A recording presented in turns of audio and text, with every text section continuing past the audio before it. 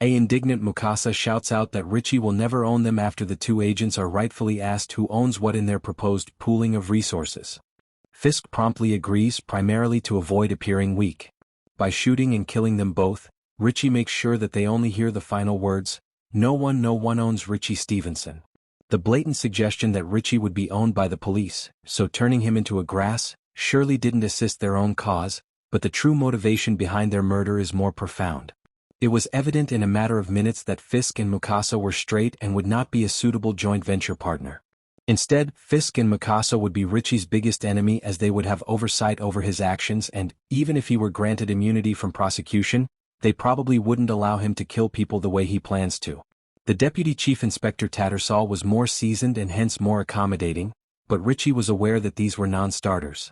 Following the killings of Fisk and Mukasa, Colin Tattersall makes it apparent that he is aware of his part in a scheme with Richie. Although he says he had already imprisoned Richie twice, it appears that Tattersall may have been more amiable to Richie than a legitimate police inspector ought to be to a deadly crime lord. He and Richie go all the way back to '75.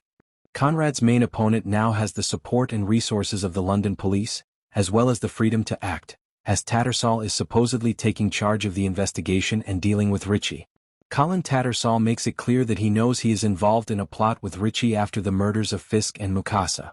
Tattersall claims to have already imprisoned Richie twice, but it seems that he may have been friendlier to Richie than a proper police inspector should have been to a murderous criminal lord. His journey with Richie takes him all the way back to '75. Since Tattersall is purportedly in charge of the investigation and handling Richie, Conrad's principal adversary now has the backing and resources of the London police in addition to the freedom to act. She agrees to him and Jaime. She probably leans more toward the criminal underworld than the CIA, given her willingness to accept money from such a source, but no one would be surprised by a dishonest public servant. She had already asked Harry to work for her, demonstrating her knowledge of his abilities and her obvious intention to use him for anything to advance her own business. Harry might be recruited as a black operative to work for her, or he might be asked to infiltrate another criminal organization. Kevin thinks a favor to Kat would be bad for the Harrigans, since he might even be asked to give up the Harrigans if that is what Kat wants. Richie's right hand, Freddie, has been under Harry's control ever since he got pictures of Ron cheating on Richie with Freddie. In MobLand Episode 8, he had his last meeting with Harry. In order to get Freddie to join Harry and Kevin, Harry pretends that he and Kevin plan to take over the Harrigan crime empire and will kill Richie in the process. As a result, Freddie gains Harry's trust and promptly provides him with the details of Richie's fentanyl operation, which Conrad can employ with Jaime. In MobLand, the phrase fire, or the fire, is frequently used as a colloquial expression for fentanyl.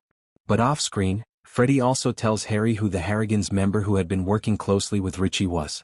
Harry kills Freddie by throwing him off the top of the building after learning this knowledge. He caught the express elevator to the lower floor because Freddie had fulfilled his role and was now just a loose end to tie off. It's quite safe to assume that Maeve has been working with Richie the entire time. Although calling Richie to ask where Brendan and Seraphina were in Antwerp seems like the height of foolishness, it wouldn't be if she had been cooperating with him up until that point and genuinely thought he would spare Brendan. That would also explain why, at the end of Episode 7, Richie chose not to inform Conrad about Maeve's call. Richie would gain by keeping her as a mole in the Harrigan home as he attempts to destroy Conrad if she had assisted him up until that time.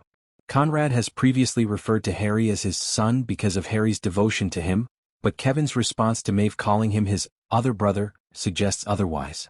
He starts to cuss her out for even bringing it up, but they are cut off by a happy Eddie, which causes Maeve to raise an eyebrow at Kevin. Eddie, who is not actually Kevin's kid but rather Conrad's son with Bella, with whom we know Conrad had affairs prior to Kevin marrying her, could be the other brother she mentions as another potential heir to the Harrigan crown.